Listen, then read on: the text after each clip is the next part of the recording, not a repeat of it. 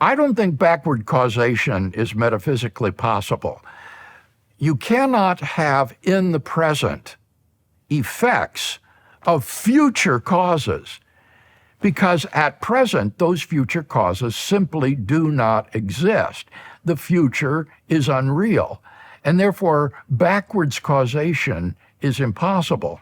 And therefore divine foreknowledge is not a matter of our retroactively causing cognitions in the mind of God.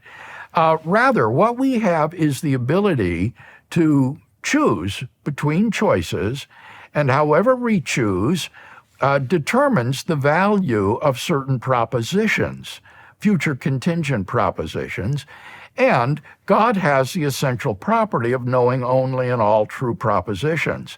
Now, neither the relationship between a state of affairs or an action and a proposition, or between a proposition and God's knowledge, is a causal relation. So I think it's just misconceived to think of divine foreknowledge in terms of causing thoughts retroactively in God's mind. Causality just isn't involved.